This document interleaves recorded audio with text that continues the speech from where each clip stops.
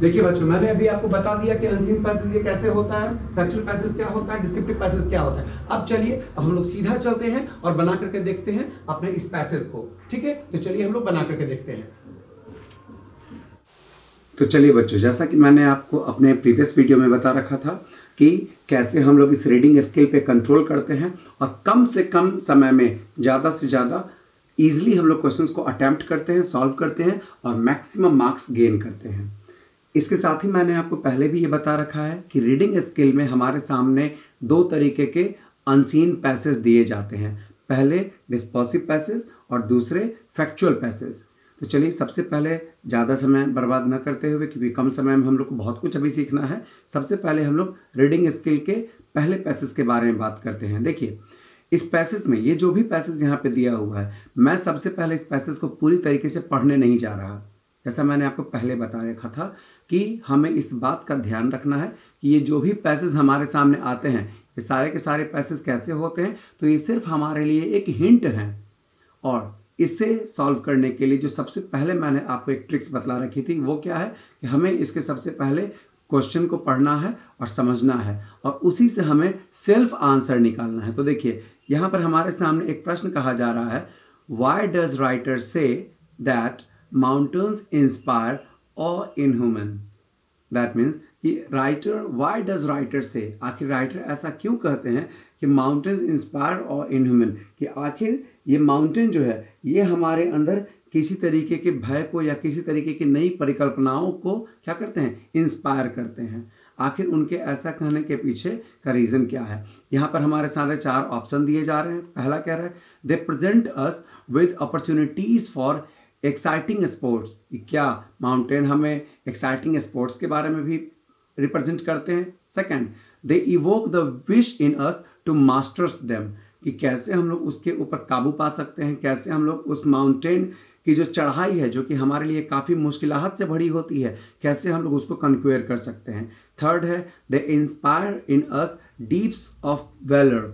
और चौथा है, they represent peace and calm to us. क्या लगता है आखिर इसका आंसर क्या होना चाहिए, इसका आंसर क्या होना चाहिए। तो चलिए, सबसे पहले हम लोग इसको पहले पैराग्राफ में खोजते हैं और यहाँ कह रहा है, व्हाई डज द राइटर से, राइटर ने ऐसा क्यों कहा कि माउंटेन्स इंस्पायर और इन ह्यूमन। तो चलिए, सबसे पहले इसको हम लोग अपने फर्स्ट पैराग्राफ में ढूंढते हैं कि आखिर इसका आंसर हमें कहाँ पर मिल सकता है। तो यहाँ पे कहा जा रहा है कि mountains have always been held in a great awe by human. That means कि दो वर्ड यहाँ पे मिल गया हमें। इसका मतलब है कि हमारे पहले क्वेश्चन का आंसर हमें पहला पैराग्राफ से ही मिलेगा। नेक्स्ट आगे कह रहा है, they have been a challenge to human. मतलब माउंटेन हमें क्या चैलेंज कर सकता है। तो माउंटेन की जो बहुत टफ चढ़ाई है, ये चढ़ाई हमें हर पल चैलेंज करती है कि कैसे हम इसको क्या कर सकते हैं, कन्क्वेयर कर सकते हैं। तो इस चीज़ के आधार पर बच्चे, जहाँ तक मेरा अपना कह सकते हैं कि अनुमान है, तो इसका आंसर जो होना चाहिए, इसका आंसर एग्जैक्टली आपके सामने क्या होगा, ये बी आंसर होगा। पहले का आंसर क्या होगा, ये बी आंसर होगा। ठीक है, चलिए अब अपने नेक्स्ट क्वेश्चन की तरफ हम लोग बढ़ते हैं। दैट मीन्स कि हमारा अगला प्रश्न है क्वेश्चन नंबर 2। ये कह रहा है, select the option that correspondence to the following relation below. That means कि यहाँ पर हमें रिलेशन बतलाना है इन दो वर्ड्स के बीच। तो पहला कह रहा है, the more incredible the mountains the greater the thrill. The more incredible. अच्छा, अब आप मुझे ये बताइए कि इनक्रेडिबल का क्या मतलब होता है। इनक्रेडिबल का बेसिकली जो हम लोग सभी लोग समझते हैं कि इसका अर्थ क्या होता है कि अतुल्य होता है, लेकिन आखिर यहाँ पर इस इनक्रेडिबल का मतलब क्या होगा। तो सबसे पहले हम लोग को इस चीज़ के बारे में सोचना होगा। देखिए बच्चों, मैं आपको एक बात साझा करना चाहूँगा कि हमें थोड़ी बहुत वर्ड मीनिंग पे भी कंट्रोल करनी होगी। ये बात आप सभी बच्चे जानते हैं। मैं बहुत आसानी से ये बात बता सकता हूँ कि एग्जाम्स में आपके लिए जो क्वेश्चन आएंगे वो काफ़ी आसान आएंगे। तो चलिए मैं आपको पहले इसका मतलब बताता हूँ। मोर इनक्रेडिबल, इसका अर्थ क्या होता है, अधिक अविश्वसनीय। द माउंटेन, माउंटेन क्या है, वो अविश्वसनीय है। द ग्रेटर द थ्रिल, और उतना ही उसका मजा भी है। तो आखिर इस तरीके की मीनिंग को कौन बता रहा है। तो देखिए, सबसे पहला कह रहा है, the higher the stamina the lower the food intake. ना, ये तो कंप्लीट नेगेटिव है। The more you laugh the lesser you lie illness, ये भी सही नहीं लग रहा। The smaller the car the bigger the advantage, ये भी सही नहीं है। The heavier the luggage the higher the penalty, या ये मेरे को लग रहा है ये आंसर आपके लिए इस पैराग्राफ में सुटेबल आंसर है। ठीक है, the heavier the luggage the higher the penalty, ये क्वेश्चन हमारे लिए इसका आंसर ये रहा आपके सामने।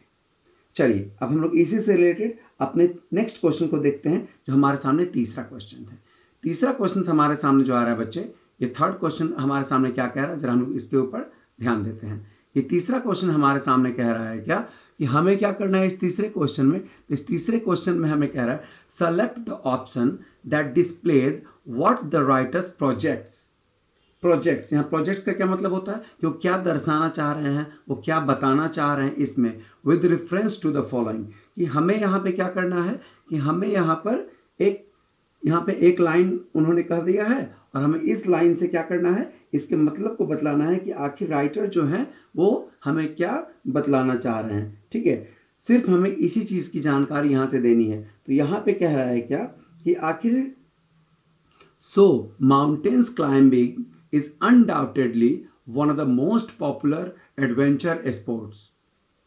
और यहाँ पे कह रहा है क्या हमें करना है कि select the option that displace what the writers project, कि राइटर्स क्या प्रोजेक्ट्स करना चाह रहे हैं, वो हमें क्या दर्शाना चाह रहे हैं, with reference to the following, कि इस लाइन से वो क्या दर्शाना चाह रहे हैं। तो कह रहा है कि इसका हिंट हमें कहाँ दिया गया है, पैराग्राफ 1 में दिया गया है। तो चलिए इसके लिए हम थोड़ा सा पैराग्राफ 1 की ओर चलते हैं और देखने की कोशिश करते हैं कि पैराग्राफ में ये लाइन हमें कहाँ पर दी गई है। तो चलिए इसमें सबसे बड़ी चीज़ हम लोग को ये बात की जानकारी रखनी है कि हमें थोड़ी बहुत मीनिंग के बारे में पता चलना चाहिए। तो देखिए उन्होंने क्या दिखा था कि सो माउंटेन्स क्लाइंबिंग इज अनडाउटेडली। तो चलिए हम लोग पूरे पैराग्राफ को ना पढ़ते हुए हम लोग इस लाइन की तरफ चलते हैं और देखते हैं कि ये क्या कह रहा है यहाँ पर, कि माउंटेन्स जो है, यहाँ पर देखिए आपको यहाँ पर ये लाइन आपको देखने को मिल जाएगा। So mountains climbing is undoubtedly one of the most popular adventure sports along with being challenging and risky for the climbers। ये कैसा है, तो माउंटेन की क्लाइंबिंग जो है ये चैलेंजिंग है।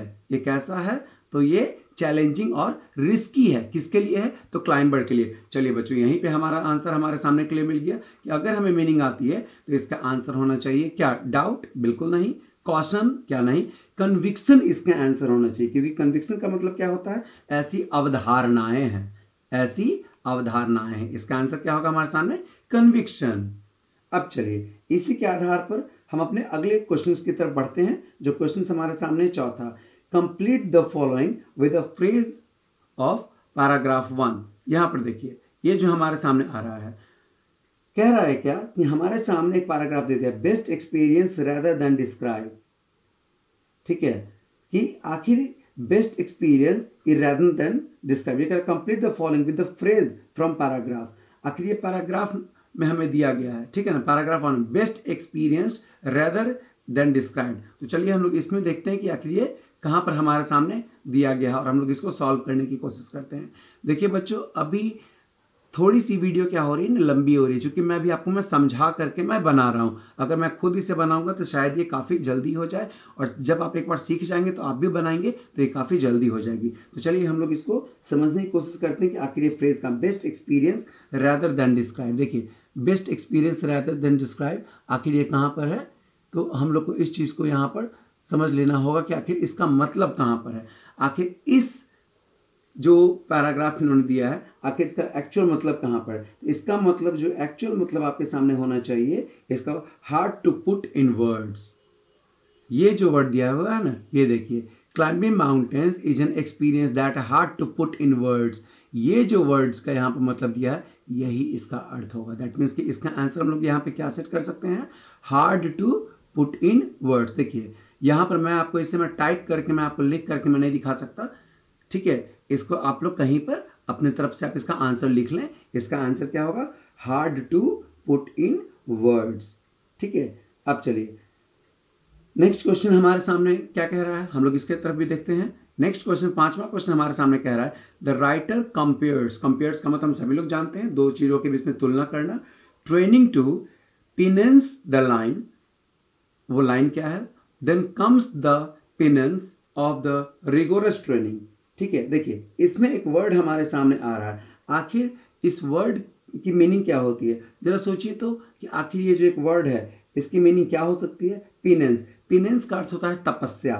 पिनेंस का अर्थ होता है किसी चीज का पछतावा, अगर हम ऐसे देखें तो, वरना इसका मीनिंग तपस्या कह सकते हैं, पछतावा कह सकते हैं। ठीक है, तो यहाँ कह रहा है रिगोरस। रिगोरस का मतलब क्या होता है? काफी कठिन। ठीक है ना, हम लोगों ने बहुत बार सुना होगा रिगोरस पनिशमेंट, रिगोरस ट्रेनिंग। तो यहाँ पर रिगोरस का मतलब क्या होता है? काफी कठिन। इसके कहने की मीनिंग यहाँ पर आती है। ठीक है, तो यहाँ पर जो कह रहा है कि the writer compare training to penance in the line, then comes the penance of the rigorous training. पहला क्या है? State one, point the point of similarity between training and patience. आखिर इसका मतलब क्या होता है? तो इसका वर्ड का मीनिंग जो एक्चुअल में होता है, ये क्या होता है? Very difficult. अब मैंने आपको क्या बताया, इसका अंत क्या होगा? Very difficult. ठीक है, और रिक्वायर्स प्रिजर्वेरेंस, दैट मीन्स कि वेरी डिफिकल्ट। आप इसका आंसर आप क्या कर सकते हैं? लिख सकते हैं। ठीक है, इस तरह से चलिए आपने अपने 5 क्वेश्चंस को सॉल्व कर लिया। ठीक है, इसका हिंट आपको किस में दिया हुआ था? तो पैराग्राफ 2 में था। आप चाहें तो आप यहाँ से पैराग्राफ 2 की ओर जाकर के आप इसे चेक भी कर सकते हैं। ठीक है ना। अब चलिए, अब वक्त को ज़ाया ना करते हुए अगले प्रश्न की तरफ हम लोग मूव करते हैं। नेक्स्ट क्वेश्चन हमारे सामने क्या है? नेक्स्ट क्वेश्चन हमारे सामने कह रहा है क्या? ये हम लोग आते हैं क्वेश्चन नंबर 6 में। ये क्वेश्चन कह रहा है, based on your reading of the text list 2 reasons why the writer says that mountaineering is not a sport that can be embarrassed without preparation. That means कि राइटर का यहाँ पर कहना है कि mountaineering is not a sports that can be embarrassing without preparation. कि mountaineering जो है वो एक ऐसा खेल नहीं है जिसको कि हम बिना तैयारी के कंप्लीट कर सकें। आखिर ऐसा क्यों? अब आप कहेंगे कि इसमें कह रहा है कि रीडिंग द पैराग्राफ, तो इसमें हम पैराग्राफ 2 में इसका सॉल्यूशन हमें मिलेगा। इसके लिए बच्चे आपको इस पैराग्राफ 2 को क्या करना पड़ेगा? पढ़ना पड़ेगा। ठीक है, चूंकि मैंने इसे पढ़ रखा है इसलिए मैं इसके आंसर्स को मैं बता सकता हूं कि आखिर इसके दोनों आंसर्स क्या हो सकते हैं। ठीक है ना। देखिए, इसके आंसर्स में आप क्या लिख सकते हैं? ये लाइक एक आंसर लिखने की है। आखिर ऐसा क्यों? तो आप कह सकते हैं बिकॉज माउंटेनियरिंग इंक्लूड्स डिफिकल्टीज। क्योंकि माउंटेनियरिंग में क्या होती है? बहुत सारी डिफिकल्टीज आती है। ठीक है ना। आप देखिए यहीं पे लिख रहा है क्या कि mountaineering is not a sport that can B embarrassed without preparation. ऐसा क्यों? यहाँ पे ये लाइन आपको कह रहा ना, क्योंकि देखिए लोगों में इच्छा तो होती है, लेकिन सबसे बड़ी यहाँ पर क्या बात आ रही है कि आखिर ऐसा करने के लिए हमें क्या चाहिए? काफी कठिन परिश्रम की जरूरत होती है। तो इसलिए कह रहा है कि because mountaineering includes difficulties like having to walk on icy sheets, क्योंकि हमें वहां पे बर्फ से के चादरों पर चलना पड़ता है। That can not be accomplished without proper preparation of equipments, और इसके लिए हमें कहीं ज़्यादा प्रिपरेशन करने की है, और साथ ही साथ बहुत सारे अपने साथ उपकरणों को भी लेकर के चलना पड़ता है, क्योंकि वहां पे बहुत ज़्यादा रिस्क है। नेक्स्ट क्वेश्चन देखिए, नेक्स्ट इसी का हम आंसर क्या लिख सकते हैं? Because mountaineering includes dealing with several health hazards that can not be managed without preparation. जब हम लोग ऊंचे हाइट पे जब चढ़ते हैं तो वहां पे ना एयर के प्रेशर को लेकर के हमें कई तरह की समस्याएं आती है। उससे जुड़े हम लोग ये लिख सकते हैं कि वहां पे हेल्थ से जुड़ी समस्याओं का भी सामना करना पड़ता है, जिसके लिए हमें तैयारी की सख्त जरूरत होती है। यही बात इस क्वेश्चन में कह रहा है कि आखिर माउंटेनियरिंग जो है वो क्यों इतना कठिन है अगर हम बिना तैयारी के जाएं। इसी का मैंने आपको दोनों आंसर बताया। चलिए अपने अगले क्वेश्चन की तरफ चलते हैं। सेवेंथ क्वेश्चन कह रहा है, what connects does the writer draw out between unpredictable weather and setting up camps? That means कि आखिर राइटर ये क्या कहना चाह रहे हैं कि माउंटेन के पास जो वेदर होता है वो क्या है? बहुत अनप्रिडिक्टेबल। दैट मीन्स कि आप कभी भी ये नहीं कर सकते कि कब ठंड हो जाएगी, कब गर्मी हो जाएगी। येट इज, और नेक्स्ट कह रहा है and setting up of camps, और वैसे मौसम में कैंप के पास बैठना। इसके बारे में आपको हिंट कहां पर मिल जाएगी बच्चे? इसके बारे में आपको हिंट पैराग्राफ 3 में दी जाएगी। ठीक है, पैराग्राफ 3 में आपको इसमें देखिए यहाँ पे साफ कह रहा है, the icy sheets or ice storm make walking twists while the powdery snow make a mountaineer sick into deep into snow. ठीक है, up there where the intention is to embarrass nature's wonder and realize that it cannot be done without facing its forbidden glory. That means कि यहाँ जो हमें ये question कह रहा है, यहाँ पे हम लोग एक बार क्वेश्चन को फिर से पढ़ लेते हैं। यहाँ इस क्वेश्चन का जो हमें सॉल्यूशन लिखना है वो हम लोग क्या लिख सकते हैं इसका सॉल्यूशन। तो देखिए इसका आंसर बहुत सिंपल सा है कि if the weather is unpredictable, अगर मान लीजिए कि मौसम वहाँ ज़्यादा खराब हो जाए, it makes it difficult to decide when to set up camps as mountaineers would prefer to climb when it's sunny and camp when it's snowing. That mean simple सी बात है, अगर मौसम खराब होगी तो हम कभी भी चढ़ाई नहीं करेंगे ना। तो जब मौसम खराब है तो हम चढ़ाई नहीं करेंगे, और जब मौसम सही है तो हम चढ़ाई करेंगे। बहुत आसानी से हम इसको समझ सकते हैं। ठीक है, नेक्स्ट अपने अगले क्वेश्चन में आते हैं जो कि क्वेश्चन नंबर 8 है हमारे सामने। ये क्वेश्चन कह रहा है the writer says a true mountaineers में चैलेंज द माउंटेन, कि जो सही माउंटेनियर्स हैं वो माउंटेन को चैलेंज करते हैं। दैट मीन्स कि माउंटेन के चैलेंज को भी पार करके आगे बढ़ते हैं। Yet is always respectful to the powerful forces of nature. ठीक है, कि ये क्या करता है कि ये प्रकृति को चैलेंज करने की बात है, कि प्रकृति जो अपने तरफ से नेचर बना रखी है माउंटेन का, उससे ऊपर उठते हैं। अब यहाँ पे क्वेश्चन कह रहा है select the reason the mountaineers is respectful to the force of nature up in the mountains. आखिर यहाँ पे क्या रीजन हो सकता है, आखिर इसके लिए यहाँ पर जो रीजन बनाए गए हैं क्या, तो इसका सबसे सिंपल सा आंसर है सर्वाइवल, क्योंकि उस कंडीशन में लोग सर्वाइव कर जा रहे हैं, ये बहुत बड़ी बात है। तो इसका आंसर क्या होगा बच्चे, सर्वाइवल। चलिए नेक्स्ट पॉइंट देखते हैं। सप्लाई कह रहा है supply 1 point two justify the following while mountain climbing and impulsive mountaineers is either disaster prone or as good as dead। That means यहाँ पे कह रहा है क्या, while mountaining climbing and impulsive mountaineers either disaster prone or as good as dead। That means कि mountain की condition में survive करना जो है वो कितना कठिन इन सभी के लिए हो पाता है। देखिए यहाँ पे एक वर्ड आया है ना हमारे सामने, डिजास्टर प्रोन और as good as dead. That means कि वहाँ के डिजास्टर को, वहाँ की कंडीशन को कैसे कंट्रोल करना है, कैसे हम लोग वहाँ पे रह सकते हैं। तो अब देखिए इसके लिए यहाँ पर जो हमारे सामने जो आंसर होने चाहिए वो क्या होना चाहिए कि सर्वाइवल इज की in mountain climbing and it can be done with a planning. That means कि माउंटेन पे हमें कैसे सर्वाइव करना है इसकी हमें हमारे सामने क्या होनी चाहिए, एक प्लानिंग होनी चाहिए, केयरफुल एप्लीकेशन ऑफ ट्रेनिंग, हमें प्रॉपर ट्रेनिंग होनी चाहिए। और it has no room or rest or impulsive decisions, these would lead to accident or fatalities. That means कि अगर हम वहाँ पे इस तरीके की ट्रेनिंग लेके नहीं जाते हैं तो कहीं ना कहीं ये हमारे लिए क्या होती है, समस्या का सामना करना पड़ता है। ठीक है, और नेक्स्ट क्वेश्चन देखिए जो कि इस ग्रुप का अंतिम क्वेश्चन है, question number 10। Evaluate the inappropriate reason for the feeling of exhilaration on reaching a summit that the mountain climbers experience. या कि माउंटेन क्लाइंबर्स कैसा फील करते हैं, उनके लिए कैसा इनएप्रोप्रिएट रीजन होता है। ठीक है ना, जब वो अपने इस चीज़ को क्या कर जाते हैं, कंप्लीट करते हैं। तो यहाँ पे हमारे सामने कई ऑप्शन हैं। ठीक है, achievement of a seemingly impossible feat, spectacular panoramic views, application of the included survival instincts, और लास्ट है opportunity to use sophisticated mountaineering equipments। ये इसका आंसर होगा बच्चे, opportunity to use sophisticated mountaineering equipments। तो इस तरीके से आपने देखा कि इस पैराग्राफ्स की मदद से कैसे मैंने बिना पूरे पैराग्राफ को पढ़े हुए इन सारे दिए गए ऑप्शंस को सॉल्व करने की कोशिश की। इसी तरीके से आप भी इसे सॉल्व करने की अपनी तरफ से पूरी कोशिश करेंगे, और मैं जानता हूं कि आप इसे कहीं ना कहीं क्या करेंगे, सॉल्व कर लेंगे। अब चलिए, अब हम लोग इसके बाद आते हैं अपने दूसरे पैसेज की ओर।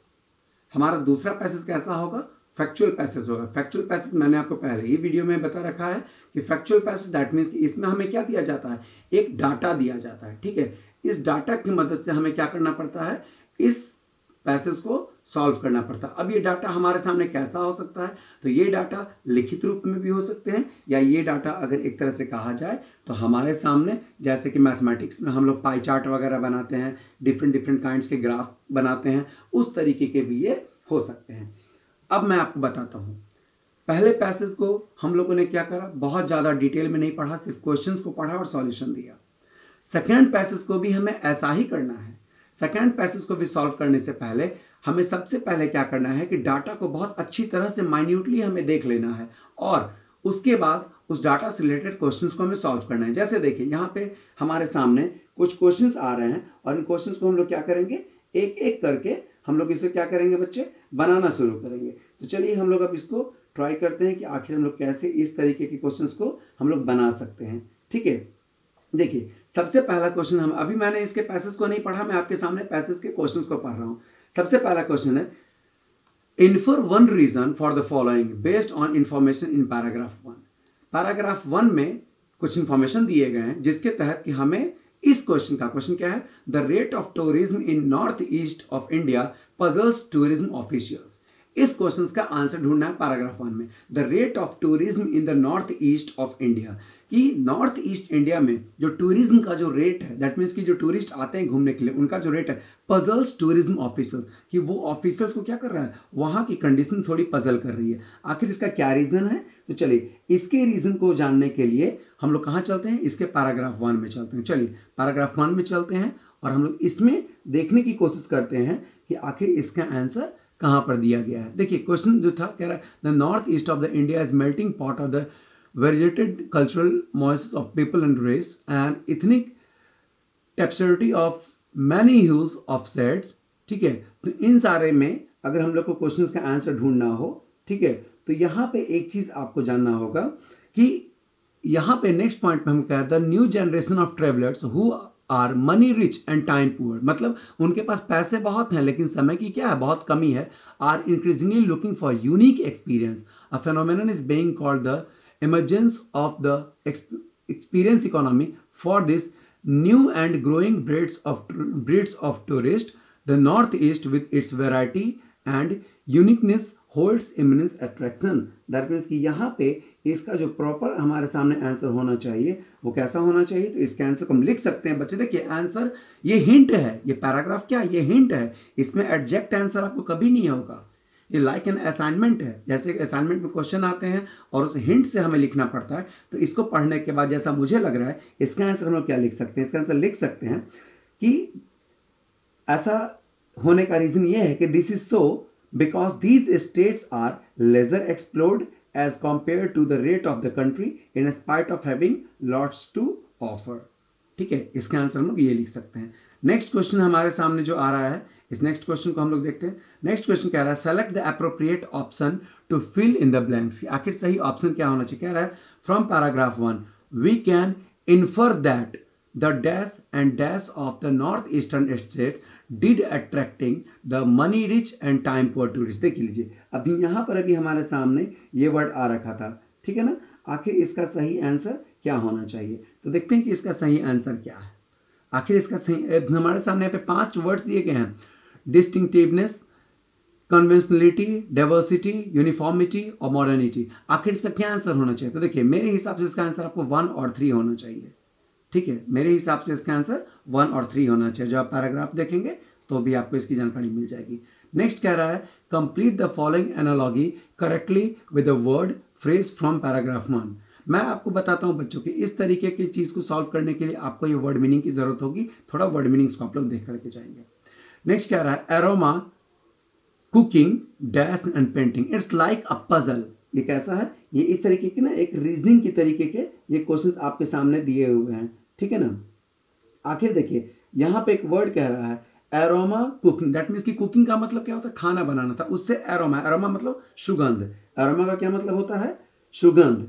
ठीक है, तो अब यहाँ पे कह रहा है क्या कि यहाँ पे painting, just like aroma is integrated to cooking similarly dash is integrated to painting. ठीक है ना, तो आखिर इसके लिए यहाँ पर पेंटिंग से क्या होना चाहिए, तो यहाँ पे या तो आप ह्यूज लिख सकते हैं HUES, या तो आप यहाँ पे शेड्स लिख सकते हैं SHADES, शेड्स। ठीक है, यहाँ पे इसकी मीनिंग आपको मिल जाएगी। ठीक है, इसका भी आपको हिंट जो है ये पैराग्राफ 1 में ही इसके बारे में यहाँ पर भी क्या किया गया है, यहाँ पर आपको बताया जा रहा है। आप इस पैराग्राफ को एक बार देख लेंगे और आप शायद आप इसका आंसर अच्छे से क्या कर पाएंगे, कर पाएंगे। ठीक है, चलिए अब मैं अगले क्वेश्चन की तरफ में बढ़ रहा हूँ, समय कम है और हम लोगों को बहुत कुछ सॉल्व करना है। Next, select the correct option, चौथा क्वेश्चन में मैं हूं, select the correct option to complete the following sentence. Question कह रहा है, travellers advocating the experience economy seek a holiday package with. आखिर इसका आंसर हमें फर्स्ट पैराग्राफ में मिल रहा है। क्वेश्चन को समझने क्या कर रहा है, travellers advocating the experience economy seek a holiday package with. आखिर इसका आंसर हमें कहाँ मिलेगा, इसके आंसर के लिए हमें पैराग्राफ बी में जाना है, पर इसके हम लोग को सबसे पहले क्वेश्चन की मीनिंग समझ करके इसके आंसर को देखते हैं। तो क्वेश्चन क्या कहा, सेलेक्ट की ट्रेवलर्स एडवोकेटिंग, कि ट्रेवलर्स क्या कर रहे हैं, वो एडवोकेट कर रहे हैं एक्सपीरियंस इकोनॉमी, कि कम से कम खर्च में कैसे हम लोग ज़्यादा से ज़्यादा घूम सकें, सीक अ हॉलीडे पैकेज, यही उनको हॉलीडे पैकेज तैयार करने में मदद करता है। तो आखिर इसका आंसर क्या होना चाहिए, तो देखिए कह रहा है पहला grand facility, expensive hotel and excellent service to pamper them, ना ये नहीं हो सकता क्योंकि इकोनॉमी में ये सब आएंगे। Next, a wholesome experience within the budget they have planned for, बिल्कुल कि कोई भी क्या करते, अब आप ही लोग कहीं घूमने जाएंगे तो क्या करेंगे, कम से कम खर्च में सोचेंगे क्या कि मैक्सिमम से मैक्सिमम जगह हम लोग घूम ले, हमारा बजट परफेक्ट हो। तो इसका आंसर क्या होना चाहिए, बी होना चाहिए। देखिए हर एक क्वेश्चन अपने लिए अपना आंसर कहता है कि क्या होना चाहिए। तो इसका आंसर क्या होगा, इसका आंसर ये होगा option B, a wholesome experience within the budget they have planned for. चलिए अब नेक्स्ट क्वेश्चन में मैं आता हूं। नेक्स्ट क्वेश्चन कह रहा है select the chart that appropriately represents the trend for foreign tourist traveler in the northeast from 2011 to 14 as per paragraph 2। देखिए इसमें यह दिखाया जा रहा है कि पैराग्राफ 1, 2, 3, 4 में कि 2011 से 2014 के दौरान फॉरेनर टूरिस्ट जो ट्रेवल करने आए नॉर्थ ईस्ट में, तो उनका ग्राफ कह रहा है select the chart that appropriately represents, जो कि पूर्णतः ही रिप्रेजेंट करता हो कि हाँ टूरिस्ट का आगमन बहुत अच्छा हुआ है। कौन सा कह रहा है, पैराग्राफ 1, पैराग्राफ 2, पैराग्राफ 3 या पैराग्राफ 4। चलिए इसके लिए हम लोग सबसे पहले दैट मीन्स कि यहाँ पे ऑप्शन 1, 2, 3, 4 है, मैंने बाय मिस्टेक पैराग्राफ कह दिया। इसके सॉल्यूशन के लिए एक बार हम लोग पैराग्राफ 2 में चले जाते हैं और देखते हैं कि पैराग्राफ 2 क्या कह रहा था। तो पैराग्राफ 2 हमें कह रहा था high the positive growth of 12.53% was registered in foreign tourist visit.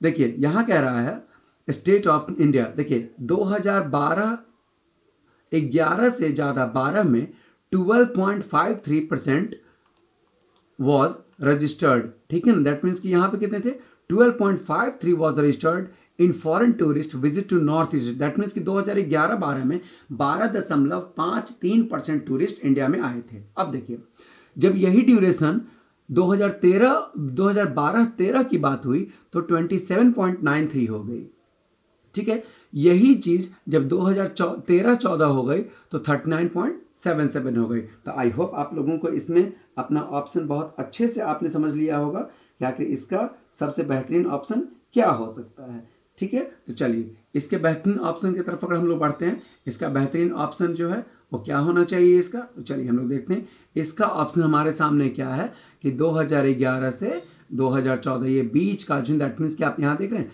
ये कॉन्स्टेंटली ये ग्राफ क्या हो रहा है हमारा ऊपर की ओर उठ रहा है। दैट मीन्स यहाँ पे हमारा ऑप्शन क्या हो गया, ऑप्शन हमारा क्या हो गया, बी हो गया, क्योंकि इसमें यहाँ पे क्या हो गया, राइज भी हुआ, ग्रो भी हुआ और इंक्रीज भी हुआ। ये तीनों ही चीज हमें यहाँ देखने को मिली, ठीक है। नेक्स्ट क्या रहा है इस क्वेश्चन में, क्या है ये विजुअली इंस्पायर्ड कैंडिडेट्स के लिए है। तो चलिए हम लोग इससे आगे बढ़ते हैं।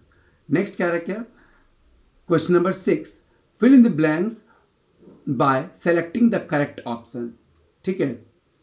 कह रहा है the study of tourist travel statistics in north east from 2005 to 14 showed dash result. आखिर ये कैसा रिजल्ट दिखाता है, तो जरा आप खुद समझिए कि आखिर ये कैसा आपको रिजल्ट दिखा रहा है। तो ये कह रहा है क्या इसका रिजल्ट कैसा है, इंक्रीजिंग रिजल्ट है। कैसा है, इंक्रीजिंग रिजल्ट है इसका, ठीक है ना। अब देखिए यहां पर मैंने आपको एक बार बताया कि ये विजुअली इंस्पायर्ड कैंडिडेट्स के लिए है, तो इसका आंसर उन्हें क्या करना है, जैसे करना है। देखिए क्वेश्चन कह रहा है describe the trend of foreign tourist traveller in the north east from 2011-14 in one word. तो ये कह रहा है ये कैसा होगा, तो ये इसका आंसर भी यहीं पे हो सकता है, इंक्रीजिंग ही इसका आंसर भी हो सकता है। वन वर्ड में देना ना, इंक्रीजिंग इसका आंसर। इसीलिए मैंने इस क्वेश्चन को क्वेश्चन नंबर 6 बताने के बाद मैंने आपको ये भी बता दिया। चलिए नेक्स्ट क्वेश्चन की ओर बढ़ते हैं। नेक्स्ट क्वेश्चन कह रहा है substitute the word witnessed with one word similar meaning in the following sentence from paragraph। that means कि हमको क्या खोजना है, इसमें को synonyms हमको इनका निकालना है, ठीक है। तो आखिर इनका synonyms क्या हो सकता है, जरा खुद से समझने की कोशिश करते हैं कि आखिर विटनेस का मतलब क्या होता है। एक तरह का गवाह। गवाह कब होगा, जब वो किसी चीज को ऑब्जर्व करेगा। तो कह रहा है कि इसके लिए पैराग्राफ 2, तो चलिए हम लोग पैराग्राफ 2 में चलते हैं और इस विटनेस्ड वर्ड्स में हम लोग देखते हैं कि आखिर इसका हमें क्या क्या मीनिंग मिल जानते हैं। देखिए विटनेस के मतलब हमको पता है गवाह होता है, कहीं ना कहीं विटनेस का मतलब क्या होता है, तो विटनेस का कहने का यहाँ पर एक और मतलब कि ऑब्जर्व करना होता है, रिकॉर्ड करना होता है, किसी चीज़ को डिस्प्ले करना होता है, ध्यान देना होता है। तो देखिए यहाँ पर हमारे सामने एक वर्ड है ना, विटनेस्ड, ठीक है ना। तो north it witnessed a growth of according to the word. तो चलिए इसमें हम लोग इसके आपको 3 मीनिंग मैंने बता दिए कि यहाँ पे विटनेस का क्या आप लिख सकते हैं। आप यहाँ पे विटनेस का मतलब डिस्प्लेड भी आप इसका आंसर लिख सकते हैं, ठीक है। आप इसका आंसर अगर आप ये लिखना चाहें, इसके बाद आप इसका आंसर आप ऑब्जर्व भी लिख सकते हैं, ठीक है। इतने इसका आंसर आप शोड भी लिख सकते हैं। इस तरीके से आप इसके आंसर को काफी आसानी से बना सकते हैं। चलिए अब नेक्स्ट अब हम आ रहे हैं अपने क्वेश्चन में। List any 2 example of tourist facility as referred to in paragraph 3। देखिए पैराग्राफ 3 में कुछ कह रहा है, इसके आधार पर हमको टूरिस्ट की फैसिलिटीज के बारे में बताना है कि आखिर कैसी टूरिस्ट की फैसिलिटी है। तो चलिए हम लोग पैराग्राफ 3 की तरफ चलते हैं। पैराग्राफ 3 क्या कहता है, the study recommendation for tourism planners include the need to concentrate on some keys areas like enchantment of tourist facility. Tourist facility को बढ़ाने के तो क्या कह रहा है, tourism financing, focus on community involvement and other to the formulation of suitable. देखिए इसका आंसर आपको यहीं से यहां तक में आपको इसका पूरा आंसर मिल रहा है, लेकिन इसको अपने लिखेंगे कैसे, इसको अपने वर्ड में कैसे लिखना है, तो चलिए मैं आपको इसके बारे में बताता हूं इसको कैसे लिखेंगे। तो इसको हम लिख सकते हैं, सबसे पहला टूरिस्ट के लिए क्या चाहिए, एकोमोडेशन चाहिए कि टूरिस्ट वहां पे क्या कर सकें, अच्छे तरीके से रह सकें। दूसरा रिक्रिएशन चाहिए कि वहां पे पार्क मिले, गार्डन मिले, म्यूजियम मिले, शॉपिंग एरियाज मिले, ये सारा कुछ उनको मिले। उनके लिए एसेंशियल फैसिलिटीज होनी चाहिए, जैसे उनके खाने की सुविधा, उनके टॉयलेट जाने की सुविधा, इनके वाटर पॉइंट्स, ट्रांसपोर्टेशन की भी सुविधा अलग से होनी चाहिए। और कहीं ना कहीं आज के डेट में डिजिटलाइजेशन के ज़माने में उन्हें वाईफाई और इंटरनेट की भी सुविधा, वेबसाइट की सुविधा, टिकटिंग की सुविधा, ये सारी सुविधाएं भी उन्हें मिलनी चाहिए। चलिए अपने अगले क्वेश्चन में आते हैं। क्वेश्चन नंबर 9 हमारे सामने क्या कह रहा है क्या, list one reason why the researchers recommended that the formulation of a tourism strategy in the north eastern state of India is sustainable. क्या कि क्यों है सस्टेनेबल, देखिए इसका आंसर आप खुद से भी सोच सकते हैं और पैराग्राफ को बना करके आप लिख सकते हैं कि सबसे बड़ी बात क्या है, to create social economic benefits, कि सोशल इकोनॉमिक बेनिफिट हो वहाँ की लोकल कम्युनिटी को। नेक्स्ट क्या होना चाहिए कि आखिर वहाँ पर जब लोग आएंगे तो वहाँ का नेगेटिव इम्पैक्ट कम से कम होगा। और तीसरा क्या होना चाहिए कि वहाँ पर वहाँ की हेरिटेज को, वहाँ की कल्चर को प्रोटेक्शन भी जरूरी है, ठीक है। वहाँ के वाइल्ड लाइफ, वहाँ के रिसोर्सेज को भी प्रोटेक्शन जरूरी है। ये सारे भी रीजन है। नेक्स्ट क्वेश्चन कह रहा है हमारे सामने, select the option that titles paragraph 1-3 appropriate with the reference of the following. अब देखिए आखिर इसके लिए हमें क्या करना पड़ेगा, तो डाटा को पढ़ना पड़ेगा। आखिर इसमें सुटेबल टाइटल्स क्या क्या हो सकते हैं, आखिर इस पैराग्राफ, आखिर इस पूरे के पूरे का टाइटल क्या होता है, कि हम लोग टूरिज्म के ऊपर पढ़ रहे हैं ना, तो आखिर इसके लिए सबसे बेस्ट टाइटल क्या होना चाहिए। पहला कह रहा है full speed ahead, ups and downs, cause of concern, ये कोई मतलब नहीं है। सेकेंड कह रहा है winds of challenge, numbers don't lie, time and action, inspiring trend, statistically speaking, let's live stage gate. चौथा कह रहा है cause and effect, dynamic data and dependable fact. इसका मेरे हिसाब से जो आंसर होना चाहिए वो बी होना चाहिए, wind of challenge, numbers don't लाई और टाइम फॉर एक्शन। ये इसका आंसर बच्चे आपके सामने में इसका आंसर होना चाहिए।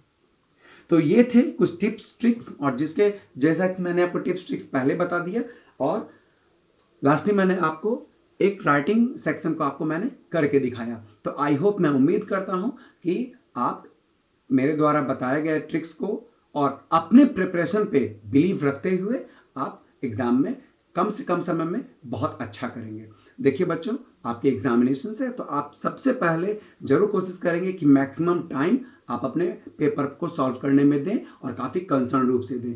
मैं तो ये कहूँगा कि जब फैक्चुअल पैसेज की बात आएगी तो आप वहाँ पे सबसे पहले डाटा को बहुत अच्छे से एनालाइज कर लीजिएगा, भले हमें 5 मिनट ज़्यादा क्यों ना लगे, डाटा एनालाइजमेंट जरूरी है। और हमारे सामने मैंने पहले ही बता दिया है कि जितने भी सेक्शंस में क्वेश्चन आएंगे तो उसमें रीडिंग सेक्शन भी हमारे लिए बहुत इंपॉर्टेंट है, क्योंकि ये 20 मार्क्स कंटेन कर रहा है।